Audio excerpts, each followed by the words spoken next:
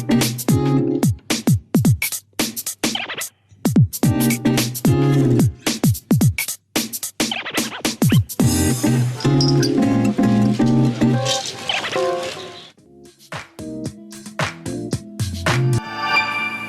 guys, hi, welcome back to my channel, welcome back to Mr. Rosanna, and welcome to everybody. If it's your first time here, please God, I need you to click below to subscribe and don't miss my next video. Please, if this video pleases you, I need you to share and subscribe. And today I'm going to teach you about these two different words in English, between and among. Let's go. Yo, comme je disais tout à l'heure, aujourd'hui on va parler de la différence entre ces deux mots en anglais qui fatiguent souvent les apprenants, les débutants, tous les lovers de l'anglais. Et ces mots, on a between et among. En anglais, comment je peux utiliser between et among? Alors, le between, en français, ça veut dire entre, et parfois, synonyme, on nous donne parmi. Et on a aussi among, qui veut dire entre ou soit parmi.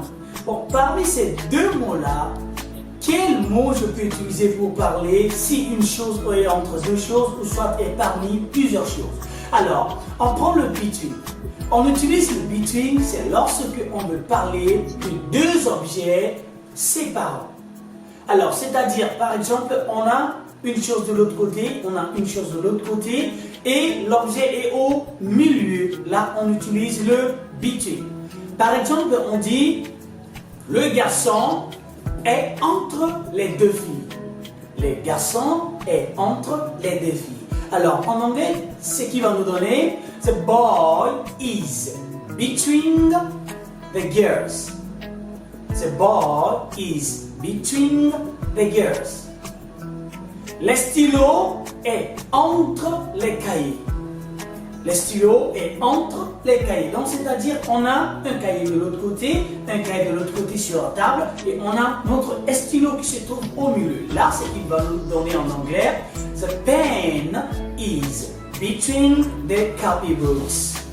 The pen is between the copybooks.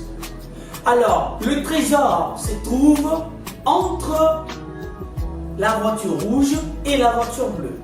Donc, c'est-à-dire, on a une voiture à côté et une voiture de l'autre côté. Là, ce qu'il va nous donner en anglais, the treasure is between the blue car and the red car. The treasure is between the red car and the blue car.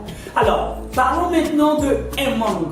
On utilise les among, c'est lorsqu'on veut parler de plusieurs types de choses et on trouve seulement un seul objet au milieu. Donc, c'est-à-dire, le among est utilisé pour le portrait d'une chose, c'est-à-dire, par exemple, on a un sac de riz. Alors, parmi les riz qui se trouvent dans ce sac, on a une banane. Donc, la banane est parmi les graines de riz. Alors, donc, dans ce sens, on va utiliser le among. Donc, le among est utilisé au milieu de plusieurs objets. Par exemple, on a 6 filles, ou soit 8 filles, et on a un seul garçon parmi ces filles. Là, on va utiliser le among. Let's go.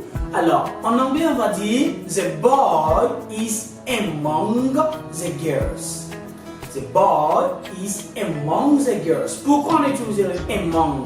Parce que on a 6 et à 8 catégories de filles, raison pour laquelle on dit among.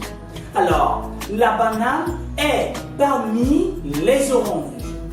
Donc, c'est-à-dire on a plusieurs oranges et on a une seule banane parmi ces oranges. Donc là, on va utiliser among. On va dire the banana is among the oranges.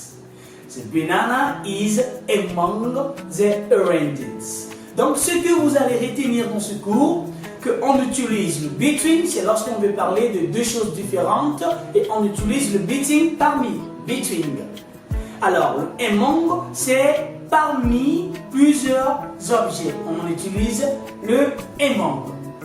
Please, if you like this lesson, see you next time. You know what we are peace, love you all. See you next time. Bye. Thank you for watching this video. Please, if you like this video, go on share. You click on share You can share it on WhatsApp, Facebook, Twitter, and whatever. And you go and you like the video. And then don't forget to subscribe. You go on subscription, you click on the bell, and then you get a subscription. You know what we have? We have peace. Get you soon. Love you all. See you next time.